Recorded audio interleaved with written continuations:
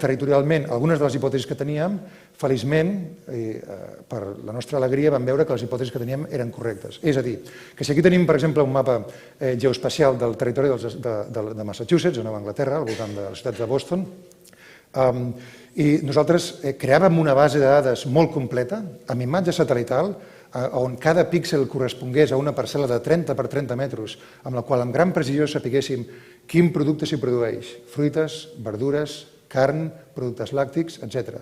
Quina és la geolocalització espacial de les companyies? Quina és la relació financera, operacional i estructural d'aquestes companyies, així com quin és el rol d'aquestes companyies juguen en el sistema de la indústria gastronòmica i de menjar? Això ens permetria tenir una comprensió més profunda del sistema, aixecar aquestes jerarquies internes del sistema que no són trivials però que hi són presents i que operen de manera sistemàtica i fer intervencions perquè aquest sistema sigui més humà en el futur.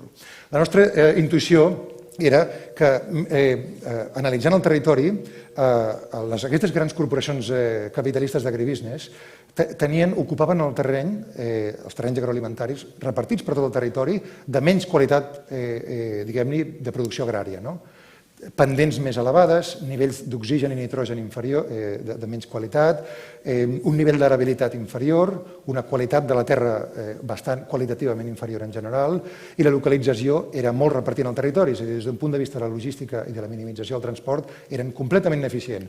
En canvi, quan nosaltres analitzàvem quina era la distribució geoespacial dels productes que produeixen aquests pagesos petits i mitjans, veiem que tenien les situacions òptimes. El millor terreny, els més propers a les ciutats, la qualitat més elevada. I amb els algoritmes que vam dissenyar d'intel·ligència artificial amb aquesta visió de xarxes, vam veure que l'oportunitat era claríssima. Si nosaltres, en cadascun d'aquests clústers geogràfics on els pagesos estan concentrats, i construïm i fem un xoc exogen en el sistema, un campus agroalimentari que justament doni resposta a la necessitat d'aquests pagesos, que és la compartició d'infraestructures i de sistemes operacionals, ells podran donar la volta a la situació i beneficiar-se de 3 grans estratègies. Quines són aquestes estratègies? Les economies d'escala, que els permeten agregar i, per la llei dels grans nombres, reduir el cost marginal de producció, per tant, ser més competitiu. En segon lloc, tenir una integració vertical de la cadena de subministre, que els fa capturar un percentatge molt més elevat de la seva estructura econòmica i del sector en el que operen. I, finalment, el tercer component, que és un punt únic de ventes, perquè és molt difícil per un consumidor de Boston o de Springfield recordar que hi ha 250 productors de pomes al nord-oest de Boston.